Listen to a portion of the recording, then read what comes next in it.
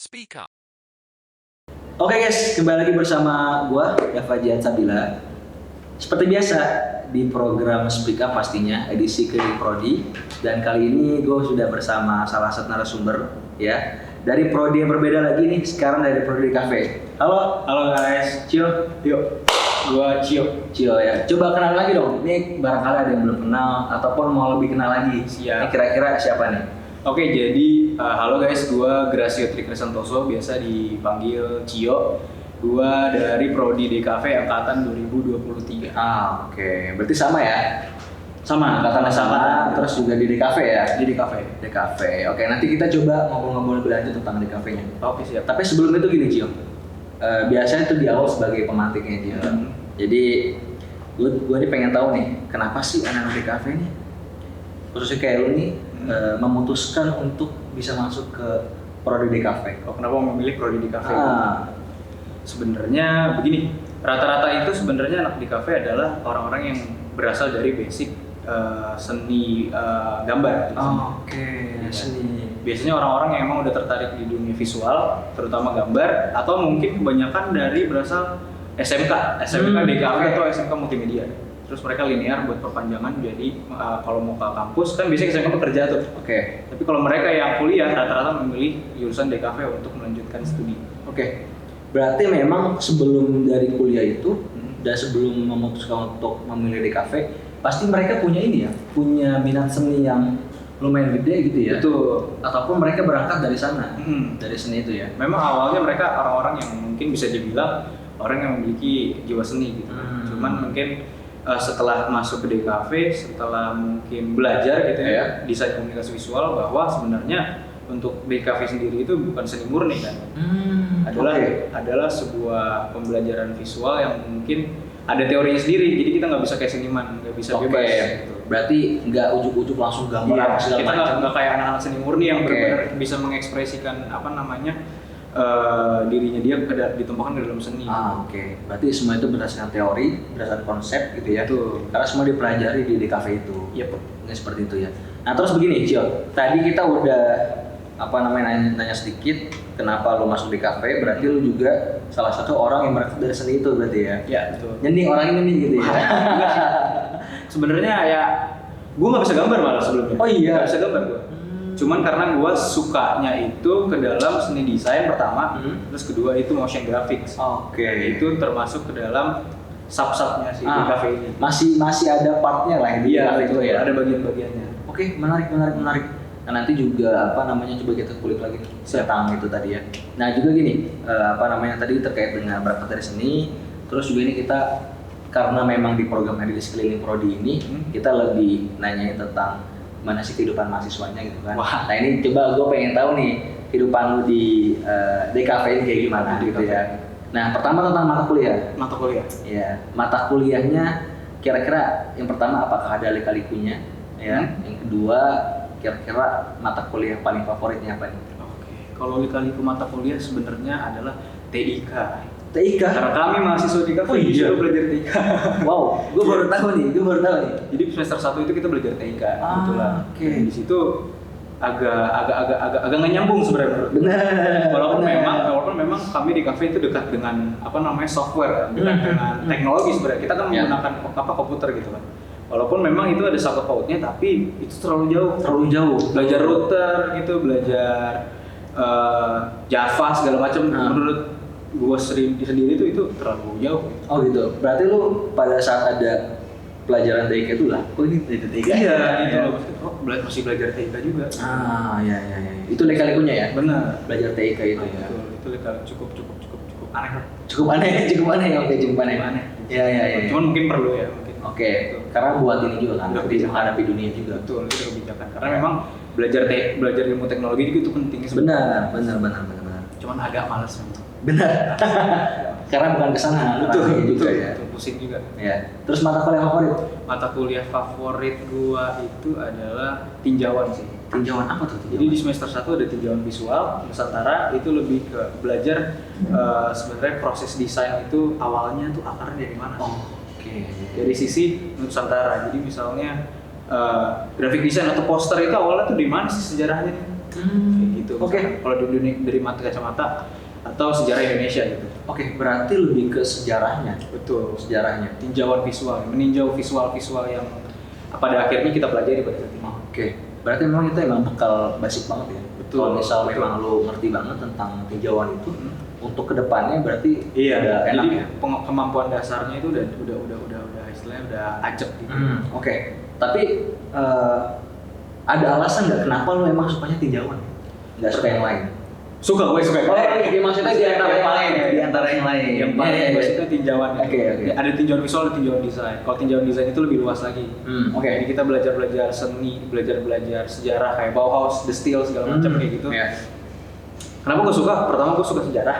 Oke. Terus kedua di mata kuliah tersebut membuat mata gue lebih terbuka terhadap desain. Jadi gue lebih punya value ketika gue menjadi seorang desainer gitu. Ketika gue menjadi seorang desainer, berarti gue harus punya presentasi yang baik, ya kan, komunikasi yang baik, pengetahuan yang baik dari akar desain tersebut, sehingga gue bisa meyakinkan klien supaya bisa naruh cuannya ke gue. Iya, benar. Berarti nanti kalau ada barangkali kliennya kepo dan segala macamnya, lu udah siap untuk jawab. Benar. Soalnya masalah para desainer grafis itu rata-rata nggak bisa meyakinkan klien sehingga dia dibayar murah. Dan dia mau aja. Iya. Itu masalahnya. Makanya di Indonesia kebanyakan desainer itu belum dihargai gitu. Benar. Berarti core value-nya beda ya antara yang emang paham sama yang ya udah desain aja. Belajar mundur. Dia belajar itu di lapangan dulu, belajar praktik desain tapi dia tidak tahu teorinya. Makanya kenapa bisa disebut tukang di Indonesia, ada tukang karena mereka adalah orang-orang yang memang cuma belajar praktek di lapangan tapi secara teori mereka kurang. Oke. Benar. Berarti lu juga bisa dibilang learning by doing juga ya.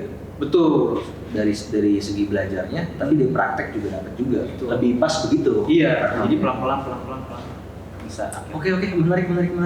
Tadi kalau misalnya kita tinjau dari segi mata kuliah ya. Nah ini apakah ada faktor juga nih ketika pemilihan dosen gitu ya? Wah.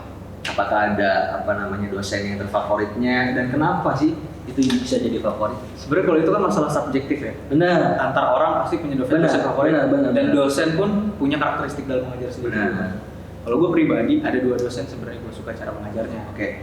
Yang pertama itu ada Mbak Gilang. Mbak Gilang itu dosen menggambar biasanya sama Nirmana. Ya. Kenapa gue suka beliau? Karena beliau adalah orang yang peduli terhadap mahasiswa. Karena rata-rata dosen kan untuk namanya dosen ya, kita kan udah gede. Sekedar ngajar. Iya, sekedar ngajar.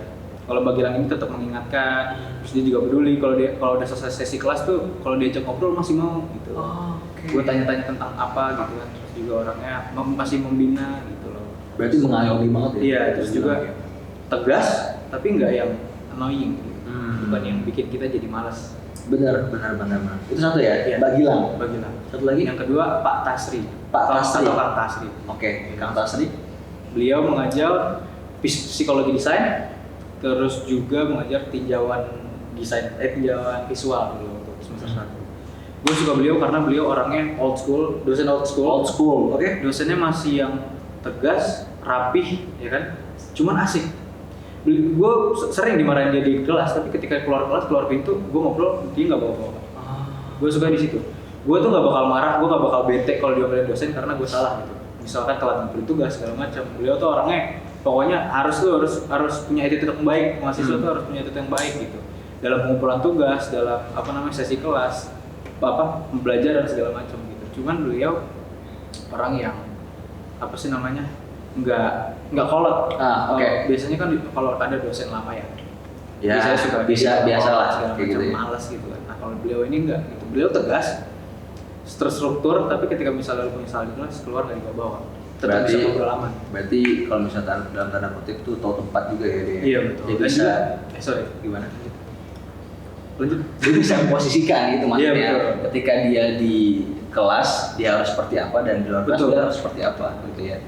Berarti memang itu adalah karakteristik yang menurut lu itu jadi dosen terfavorit lu Iya, ya. karena tersampaikan gitu, pesan mengajarnya tersampaikan sama mahasiswa. Iya. Bukan sekedar orang yang sedang ngajar aja terus cabut pulang kan segala macamnya. Gue juga merasakan itu sih. Itu dia. Ada dosen ketika dia tuh jarang datang ya. Spill. Tapi ketika dia kadang-kadang pas datang langsung maksa gitu kan, langsung marah-marah gitu. Maksa Jadi itu gimana? kayak apa ya? Oke, dia mau diskusi dari yang 2 minggu yang lalu. Padahal 2 minggu yang lalu itu online segala macam. Mana ada yang dengar? Karena beliau absen ya. Gitu jarang datang, udah jarang datang. Gitu. Tidak bijak. Iya, ini kita sedikit gibah juga. Betul, jadi betul. kayak- Gak apa-apa. Iya. Tapi ini kan kalau misalnya nanti ada dosen yang nonton, Iya. tadi Mbak bilang juga sama siapa? Kang siapa? Kang Tasri. Kang Tasri itu kan, nanti kan ini bisa jadi ini juga refleksi juga kan Betul. barangkali ya. Ini Cio ternyata favoritnya Mbak Gila sama Kang Tasri. Halo panggilan dan Iya, menarik. Nah tadi dari segi dosen terfavorit nih, ya.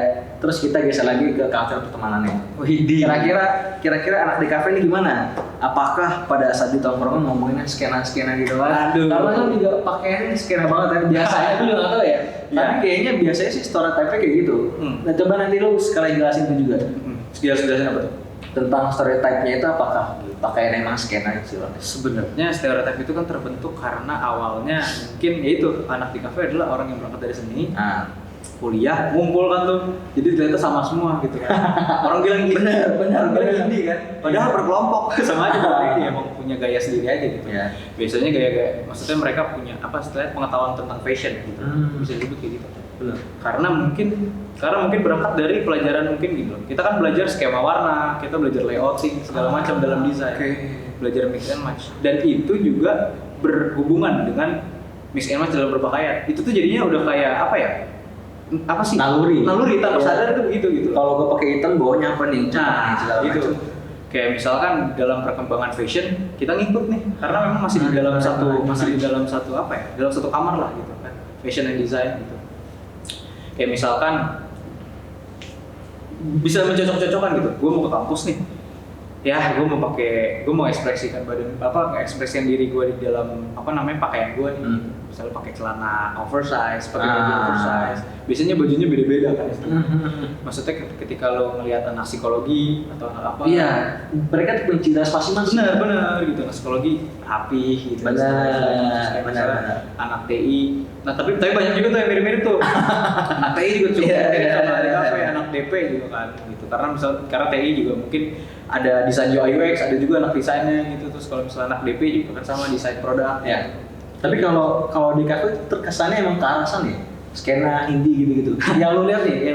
Itu sebenarnya mungkin pembentukan dari stereotip yang dari luar sih. Maksudnya dari point of view orang lain mungkin melihat anak di kafe itu seperti itu. Karena sebenarnya gini, orang-orang yang mungkin dianggap anak skena gitu, atau misalnya indie, mereka tuh sebenarnya rata-rata nggak pernah merasa seperti itu. Oh iya. Karena mereka cuma ngelakuin hal yang mereka suka. Mungkin kalau ada yang merasa, wah gue anak skena nih, itu cuman ya nggak, maksudnya mereka cuma sosokan aja gitu, ngaku-ngaku aja gitu. Padahal sebenarnya hal itu tuh stereotip yang dibentuk sama orang-orang yang ngeliat.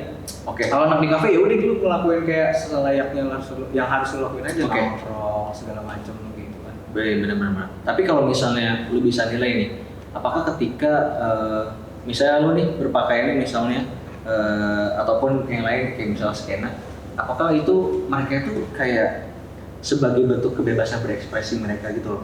Oke, gua tuh pengennya tuh terkesannya tuh ya nyeni dan bebas gitu. Betul. Makanya jadinya mereka berpakaian seperti itu, atau apakah memang di kafe juga ada orang yang setiap hari pakaiannya formal aja gitu. Wah, Gimana ini tuh? menarik Coba. nih menurut gua. Gimana tuh? Mungkin pakaian itu bisa jadi salah satu media mereka untuk mengekspresikan diri mereka ya. Karena memang bener juga ada orang yang ketika kita lihat tuh kita udah tahu nih ini tuh dia gitu. Punya ciri khasnya sendiri. Ketika kita melihat misalnya lu lah gitu. Aku tahu nih Dava nih. Misalnya orang lihat gua, Cio. Gayanya itu udah ketahuan. Nah, Udah punya ciri khasnya sendiri, itu mengekspresikannya dari situ kan. Kayak misalnya ya macam-macam lo, pakai kalung, pakai cincin, pakai anting. Cuman menurut gua kebebasannya ini tuh agak kontradiktif. Ketika lo ngikutin orang, baju lu kayak gitu, misalnya baju lu pakai baju-baju yang gimana, renda-renda segala macam, berarti lu nggak bebas. Lu ngikut orang. Tapi ketika lo pakai baju formal, ketika berhenti dirapih aja deh, pakai baju pakaian yang rapih dan lu mau, itu adalah kebebasan. Jadi kebebasan bukan dinilai dari seberapa hedon atau seberapa skena bajunya dia, tapi dari seberapa nyaman dan seberapa dia memikirkan pakaiannya. Luar biasa. Ini kuat juga nih. Karena bisa di kuat juga nih. dan karena anak di kafe itu nggak semuanya pakai pakaian yang fashionable. Oh iya. Ada juga pakaian formal kayak misalnya pakai apa namanya, pakai kemeja, pakai celana jeans, pakai celana bahan. Ada juga. Berarti jujur dalam berfashion itu adalah salah satu cermin dari kebebasan itu seharusnya malah ya. Betul. Jadi bukan skena terus FOMO ngikutin orang. itu dia. Itu malah nggak bebas jadinya orangnya ya. Betul. Menarik. Terus juga misalnya nih dari segi kendala mungkin ya. Kira-kira apa sih yang jadi kendala di anak di kafe ini? Kendala di anak di kafe. Maksudnya ini apanya nih, dalam apa konteks apa? Apakah tugasnya kah yang berat segala macam? Sebenarnya kalau tugas itu jarang sih jadi kendala. Oh iya. Tugas jarang jadi kendala karena memang kami walaupun ngeluh, tapi tetap enjoy kerja tugas rata-rata dari kacamata gue ya. Oke. Tetap jadi juga, tetap bagus-bagus juga tugas. Oh iya. gitu. Oh iya. Maksudnya, cuman mungkin yang jadi kendala adalah ketika mereka ini melalui fase mengetahui bahwa mereka ini seorang desainer bukan seorang seniman murni. Oke. Karena rata-rata dalam mengerjakan tugas mereka masih semau-maunya sendiri. Kurang menjiwai apa gimana? Bukan kurang menjiwai, lebih ke tidak mengerti teorinya. Masih asal gambar, masih asal desain gitu kan. Ketika menjelaskan, ketika present, baru tahu dosen kasih knowledge bahwa seorang desainer itu bukan seorang seniman. Lu harus bisa present karya lu harus memiliki ketarbacaan yang baik, poster lu itu harus bisa dimengerti oleh orang lain, ya kan? Tersampaikan pesannya. Jadi itu dia yang masih mungkin menjadi kendala dari anak di kafe khususnya semester awal. Ya, berarti positioningnya gitu ya. Betul. Cara pandang mereka juga harus dibenerin juga berarti ya. Lagi proses lah. Proses lah. Desainer yang profesional. Ya. Oke. Ini semoga ada kabar baik lah. Semoga ada kabar baik anak di kafe Iya, ini. betul. Ini kan karena mereka itu adalah orang-orang yang punya cara pandang yang luas, imajinatif dan segala macam ya. Nah ini juga menjadi suatu harapan juga nih, apalagi para mahasiswa ini barangkali bisa bikin gebrakan-gebrakan apa gitu kan dengan betul. Karena memang ada juga hal-hal direncanakan dan karya-karyanya segala macamnya. Nah sebelum terakhir ya, ini kira-kira ini kan karena edisi Clean Prodi dan mungkin ada teman-teman yang lain nih yang pengen masuk di kafe barangkali begitu ya. Lu ada pesan sedikit nggak untuk yang mau masuk di kafe ataupun yang lagi menggeluti di prodi di kafe ini? Oke, silakan. Menurut gua untuk teman-teman, ini statement dari seorang mahasiswa semester 2. Ya. Jadi kalau teman-teman istilahnya mau masuk di kafe atau sedang menggeluti sedang menjadi mahasiswa di kafe, tetap pertahankan semangatnya. Jiwa eksplorasinya tetap disuarakan gitu kan, karena memang mahasiswa di kafe perlu harus kreatif karena kalau nggak kreatif harus itu udah harus. Dan juga perlu diingat bahwa teori pembelajaran ilmunya harus tetap dikembangkan karena kita perlu presenting, kita harus menjual harus bisa menjual jasa kita dengan pengetahuan yang baik gitu. Jadi belajar gambarnya, belajar desainnya diteruskan, belajar teorinya juga harus diiringi dengan belajar teori gitu ya. Iya, kesinambungan. Betul. Ada lagi?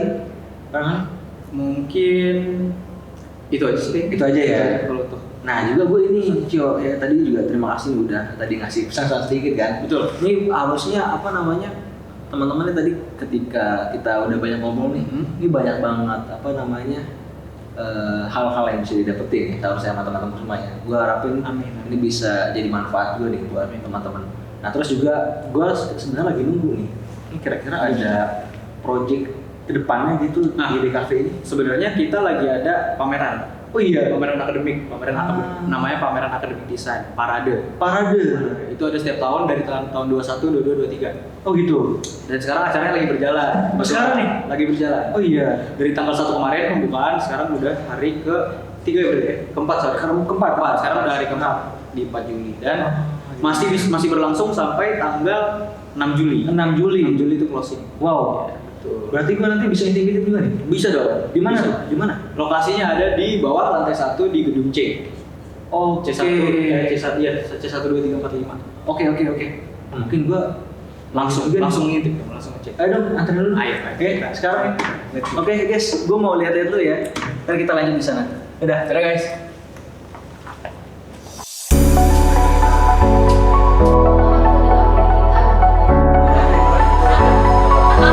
Oke, jadi sekarang kita nih lagi di apa namanya ya? Apa namanya, Fri? Ininya kali ya, pameran booth ya. Nah, di boothnya ini. Tenan. Jadi parade ini bukan hanya pameran, terus juga sharing session gitu ya. Nah, ini kita bisa jajan, kita bisa lihat pamerannya gitu ya. Nah, sekarang di sini nih, ini ada booth juga nih. Ini kayak kue gitu kali ya. Jadi kalau misalnya teman-teman lihat ada ini kayak brownies gitu ya. Nah, ini menarik juga nih. Gue jadi lapar jadinya. Ini kita lanjut lagi nih.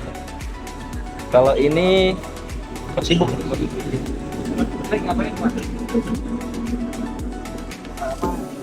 Storyboard. Oh, sorry. Ini dijual juga bagaimana nih? Oh enggak, itu kita aja. Oh, iya. Sibuk dah. Iya benar. Oke. Thank you.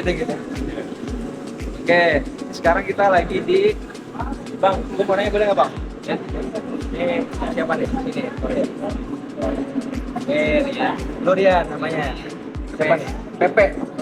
Ini lagi ngapain ya, Bang? Ini acara sketching dari Parade. Oh, jadi ini konsepnya gimana nih? Modelnya kayak foto booth. Kita gambarin. Oh, iya. Jadi kayak manual foto booth gitu ya? Ya, Menarik. Jadi nanti fotonya dari kita fotoin di sini. dari sini fotonya. Nah, terus baru digambarin. Ya. Prosesnya berapa lama tuh? Kira-kira? Paling sekitar 2 menitan. 2 menitan. Ya. Agak effort dikit ya. Tapi menurut gue ini juga lumayan inovasi. Keren sih inovasinya nih, keren. Oke, thank you Bang. Kita mau lihat lagi nih. Nah, sekarang di sini ada apa tuh? Nah, sini ada apa, Nat? Ini ada manik-manik. Kayak Apa tuh manik-manik, Nat? kayaknya manik-manik. Oh, Pokoknya iya. terus ada yang bisa buat rantai-rantai gitu. Jadi kayak gini gelangnya. Jadi ada gelang, cincin. Iya, ada kalung, ada Kalung. strap-on buat handphone kayak gini. Oh, nanti iya. ya. Wow, Ya, wow. ada gantungan kunci gitu banyak banget. Ini kisaran harganya berapa, Nat? Dari 2000 sampai 25. 2000 sampai 25 ya. 25 mana? Nah, yang kalung-kalung 2000 ya Oke. Siap. bisa custom. Oh, bisa request by request juga ya? Iya, tergantung maniknya. Oke, siap. Makasih ya, Nat. Ya. Gua lanjut lagi ya.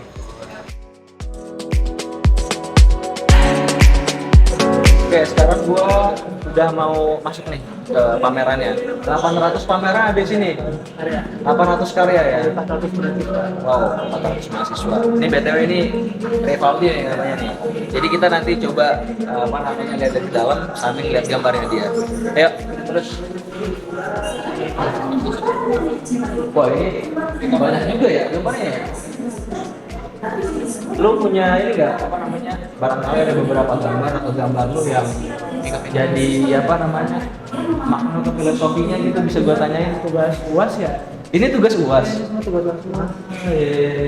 Mana punya lu? Oh, ini punya lu. Nah, ini apa nih? Keluarga cemara atau apa nih namanya jadi? Kan jadi tema UASnya pemandangan ya. Ada rumah, ada apa orangnya sama binatang, terus harus ada interaksinya. Boleh terus kayak taruh doang gitu. Kalau dilihat dari gambarnya seakan-akan dia lagi pada ngapain nih? Kayak dia barangnya sih. Main gitu. Iya. Ini jadi apa namanya? Ini anak-anaknya nih main sama kucing apa anjing nih? Iya, anjing. Iya, anjing anak anjing ya. Oh iya. Lebih ke ini nggak sih? Namanya tupai. Terus sama ini orang tuanya ngeliatin dari jauh ya. Oke, berarti kayak penggambaran rumahnya asri, terus sama keluarga itu keluarga yang harmoni gitu ya. Siap. Ada makna lain nggak? Ada sih. Oh, nggak ada. Coba.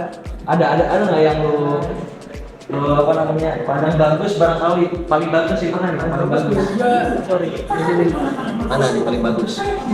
Kalau menurut gue yang paling bagus ini sih. Oh ini dari sini. Punya Rian Alfariski. Siapa? Rian Alfariski. Dia yang punya di depan tuh yang gambar. Oh iya yang tadi. Oh iya. Dia gambar ini. Iya. Ini gambar ya? Ini kayak beneran sih ya? Oh iya. Tapi kayaknya kalau progres gambar kayak gini, effortnya juga. Iya. Effortnya. Lu kayak gambar kayak gitu habis berapa jam? 4 jam berarti. Gambar gitu bisa. Iya. Karena emang katanya anak DKV itu emang gambar doang. Cuma gambarnya beda pasti ya. Gambarnya beda. 3 jam 4 jam. Oke. Udah mungkin kita aja Re. Thank you Re. Ntar gua tanya lagi yang lain ya. Thank you Re.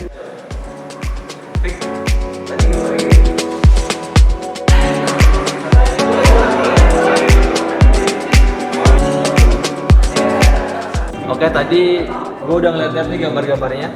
Bagus-bagus banget ya. Apalagi tadi tuh satu orang tuh. Nah itu dia sekarang kayak beneran ya. Ini ada bang siapa namanya bang? Nama gue Briva. Bre. Iya dari divisi humas. Oh divisi humas, siap. Ini kan kalau tadi gambar. Ya tadi gambar. Kalau ini apa nih? Kalau ini kita di sini ada ini apa namanya kaligrafi branding sama yang sebelah sini tuh DKV 2. Jadi yang saya mulai dari DKV 2 dulu aja ya. Boleh. Apa nih DKV 2 tuh di sini dia bikin kayak size system dari suatu tempat gitu loh. Misalnya ini ada Museum Sumpah Pemuda, dia tuh bikin logo-logonya kayak ini ikon buat tanda parkir. Pokoknya petunjuk arah gitu, petunjuk arah gitu. Nah, kalau yang kaligrafi branding, dia tuh bikin kaligrafi tapi ngambil bentuk dari suatu benda gitu. Paham. Jadi misalnya kayak nih, dia ngambil bentuk bendanya trompet. Nah, kaligrafinya tuh bentuknya jadi trompet. Nanti bisa jadi kayak liontin gini, entah jadi apa, pajangan atau yang lain-lain gitu. Bisa Kayak rumah gini ya. Ini dia ngambil dari atapnya jadi itu bentuk kaligrafi yang bisa jadi ukiran untuk meja gitu-gitu. Oh, keren. Jadi dibikin jadi produk kaligrafinya itu. Iya. Apalagi nih, Pak? Nah, kalau selanjutnya bisa di ruangan situ nanti ada PIC-nya lagi ya.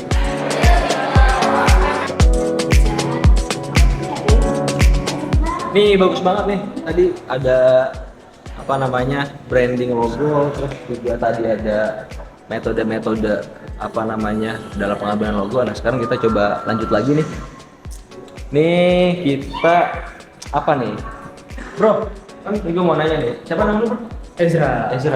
Ini apa nih kira-kira nih? Di meja di sini di meja ini tuh ada tugas namanya di KP3. Di KP3 ini tuh menugaskan untuk membuat suatu logo yang bisa di mock up juga ke baju atau brand lain. Jadi kalau dilihat dari sini mungkin kita ambil langsung contoh ini aja ya.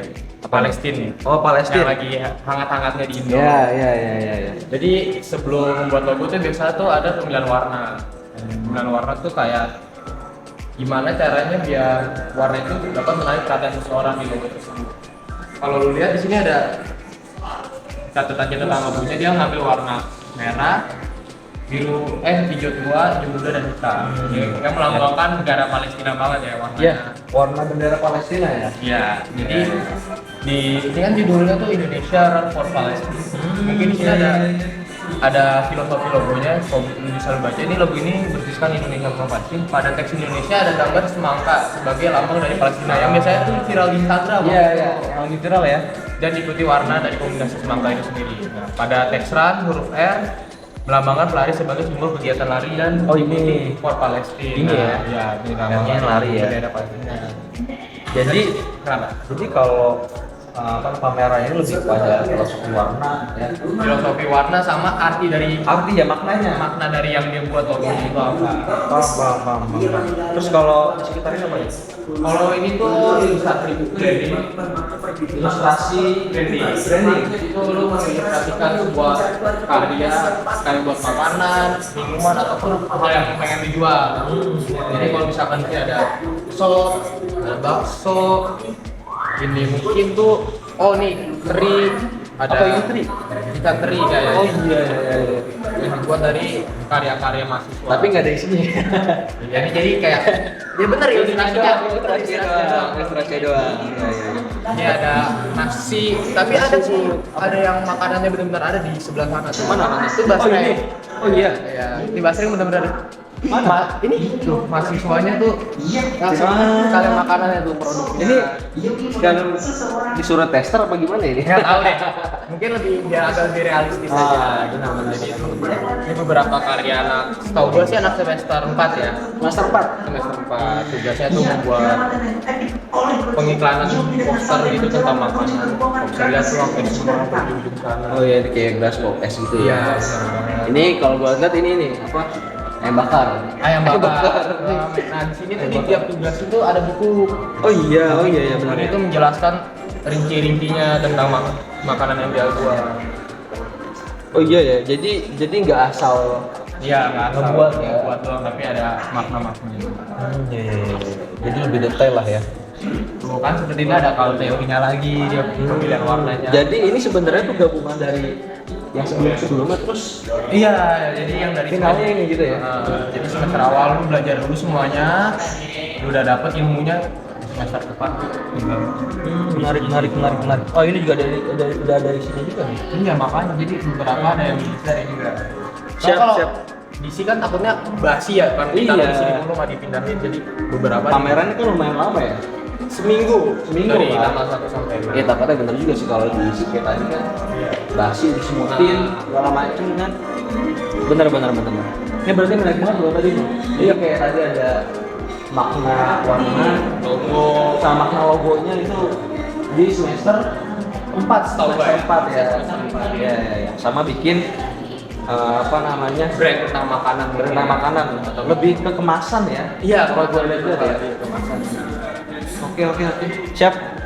Thank you bro ya. terima kasih juga sudah datang ke Siap. good luck ya bro. Oke bro. Halo semuanya. Guys, ini lagi di mana sih? Lagi di ruangan di mana? Ruangan di mana? Emang di mana tuh? Mana ini? Apa ya? Di mana apa nih? Di sini dong. Kalau aja dong. Jadi di mana tuh apa nih?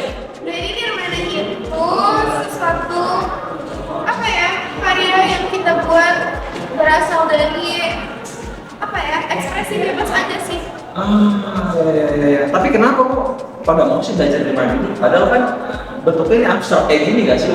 Ya emang Nirmana tuh gak ada bentuknya, tapi di Nirmana ini kita belajar untuk lebih sabar, dan juga kita dilatih untuk berkreasi sesuai dengan imajinasi. Berarti dituntut untuk sabar dan imajinatif. Iya, Gitu ya. betul. Oke, kalau gitu gue mau lihat nih karya kalian berdua sama-sama. Iya. Masalahnya karyanya Ya udah, jadi kita berarti ngilang dulu nih ya. 1, 2, 3. Nah, sekarang kita udah di luar nih. Mana karyanya? Nah ini karya gue nih. Oke. Nah, Karya kalau dia. ini Ini apa nih? Ini apa? Enggak.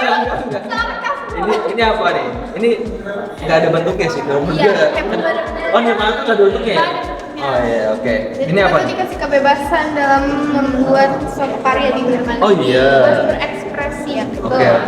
Nah ini coba, apakah ada maknanya di sini atau gimana? Ada sih makna sulit aja. Ini karya lo paling depan gitu ya?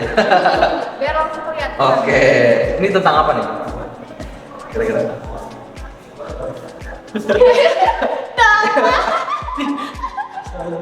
Ya nggak apa-apa, nggak usah. Bilang aja nggak ada, terus. Sebenarnya ya nggak ada ininya sih, nggak ada makna tertentu. Oh nggak ada maknanya. Nah tapi ini. Tapi itu kayak ya udah kita disuruh bebas mau kayak gimana. Dari dosen aja. Kayak misalkan harus misalkan itu benangnya harus crossing atau gimana gitu warnanya. Jadi ini kebebasan berekspresi gitu ya. Iya betul. Ini kira-kira pengerjaannya berapa lama nih? Tapi ya 2 minggu. Tapi kan nggak dikerjain 2 minggu juga. Ya maksudnya selama 2 minggu. Prosesnya selama 2 Selama minggu. dia kurang lebih 2 minggu. Tapi kalau 1 jam bisa nggak sih? Enggak. Oh nggak bisa ya? Bisa. Eh, Mungkin aja sih sebenarnya. tapi kalau kelihatannya kan mudah ya. Tapi kan gua nggak tahu, belum pernah nyoba nih. Ya, Ya barangkali memang sulit kan. Harus mikirin konsepnya dulu, terus segala macamnya kan. Berarti ini nggak ada maknanya nih. Tapi ini nggak ada bentuknya juga, nggak ada penjelasannya. Bisa dibilang gitu juga sih. Itu juga ya. Iya. Terus berarti emang di rumah tuh nggak ada ininya, nggak ada maknanya ya? Karena emang bener-bener kita dibiarkan untuk berekspresi aja. Ya, kebebasan berekspresi gitu. Betul. Ini selama berapa bulan? Tahun? 2 minggu juga. Oh 2 minggu juga. Tapi Ya. SKS ya. Oke, SKS ya. Ambil satu. Ya. Iya betul. Ini berarti semuanya ini emang gak ada bentuknya nih. Ya. Tapi tergantung sih, mungkin kalau misalnya orang yang sangat mempedulikan desain, ya bisa punya makna sendiri. Ini tuh Nirmana dihitung sama kawatnya atau ininya doang, warna ininya doang? Sama kawan ya, makanya kan sama ini kawan. disebut Nirmana Mix Media. Nirmana Mix Media. Karena kita menggabungkan 2 media, yaitu kawat sama kawat. Bener kawat sama benang. Nah, oke. Kawat sama benang. Oke, ada lagi nggak kira-kira di ruangan ini? Atau mungkin menurut lo yang paling Nirmana yang paling menarik? Paling wah banget ya? Iya. Ada nggak? Paling ini. Iya sih, sebenarnya gue juga Maksudnya gimana? karena dia kayak tertata nggak sih, rapih gitu. Oh iya, Kayak kelihatan misalkan dari sini langsung set gitu. kayak puting beliung itu. Iya. Iya. Lu nggak ngelihat yang gedenya atau apanya gitu? Kalau gede tapi nggak menarik juga sama aja. Oh gitu. Berarti yang dinilai itu emang ininya ya, Pak? Kerapihannya. Kerapihannya segala macam. Kayak gitu, itu gede tapi gitu doang. Parah banget gue nggak ikutan. Berarti emang kerapihannya. Ya udah. Ini kira-kira ada lagi nggak? Apa Ada ya? lagi nggak di Nirmana ini? Yang paling gue suka. Ya ada nggak? Apa ya? Apa Gue ya? belum merhatiin deh di sini. Oh gitu. Iya. Pokoknya semuanya menarik lah ya. Iya. Semuanya keren, semuanya Iya, keren. betul. Ada ciri khasnya sendiri. Oke, siap. Benar-benar. Oke, gitu aja. Gue makasih. Oke. Gue cabut ke ruangan berikutnya. Oke. Dadah. Dadah. Oke, sekarang gue udah pindah kelas nih. Ini udah sama siapa nih namanya? Jeki. Jeki. Iya. Apa? Nah ini di ruangan apa namanya? Ini di ruangan tipografi branding sama ruang DKP 4.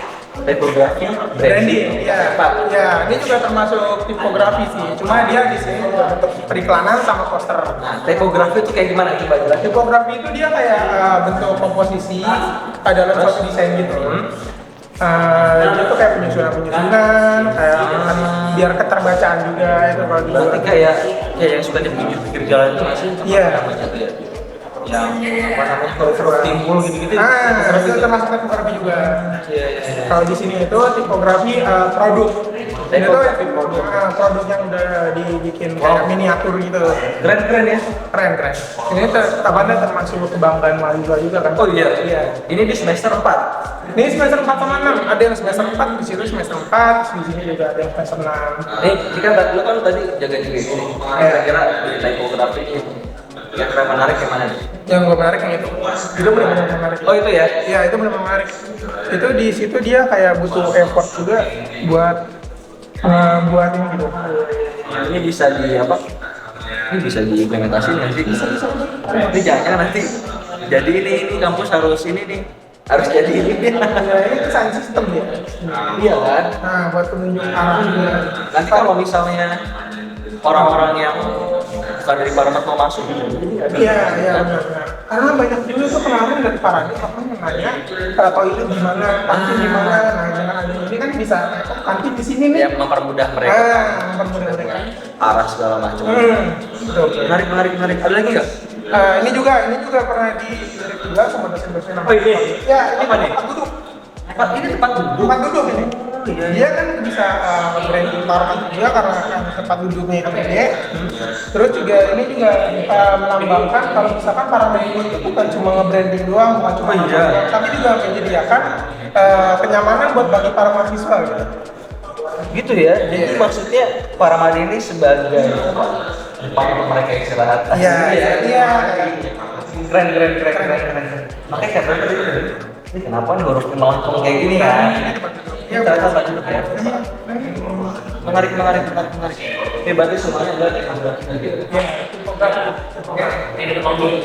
Ini kalau di sininya apa nih? Ini periklanan. Periklanan? Iya, Poster segala macam? Iya, poster. Ini keren sih, ini buatan dari ketua Jimbal kita yang baru Pak Kapala. Oh iya, Aceh. Iya, ini buatan Aceh. Ini mie gacuan. Ya, ini kenapa mie gacuan ini diterangin biar orang-orang tuh tahu kalau misalkan ini produk gacuan gitu. Jadi orang tuh tahu apa sih langsung tertuju ke sini gitu kan. Jadi memang ada ini juga ya, ada caranya. Ada caranya. Jadi nggak asal masukin font, nggak asal gelapin gitu ya. Iya, coba kalau misalkan nih tadi terangin kayak gini. Contoh kayak gini aja deh. Iya. Orang nggak langsung kesini kan. Iya, bisa ke sini. Iya. Asli tujuannya Tapi kalau ke sini sih. ini gampang.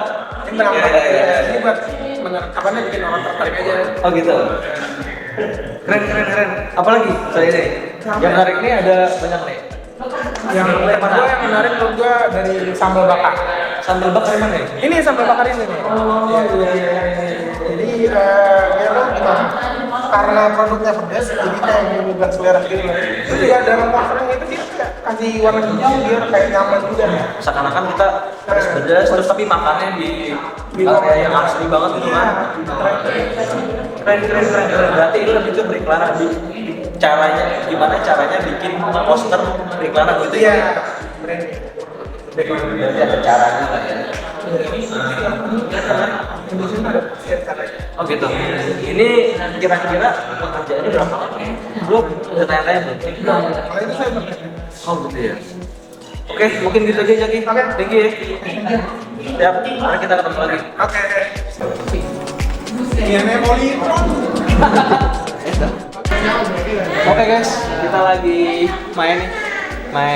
Ini yang bisa ngeliat hanya gua. Ya, lu semua nggak bisa pada ngeliat. Gua main dulu ya. Woi. Mana?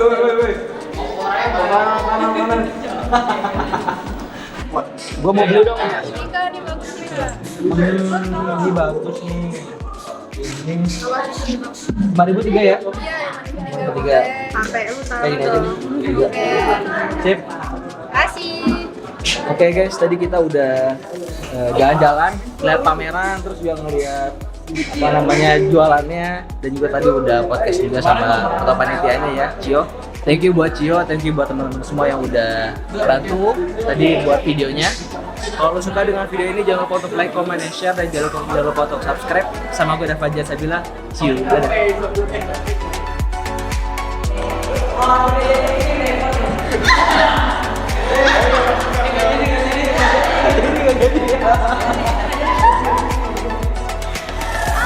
Bagus kan? Bagus ya.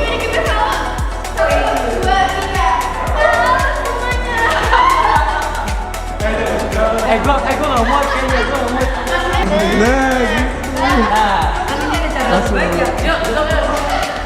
Nah, kan ada yang gampang dan yang susah. Nah, asal anak info.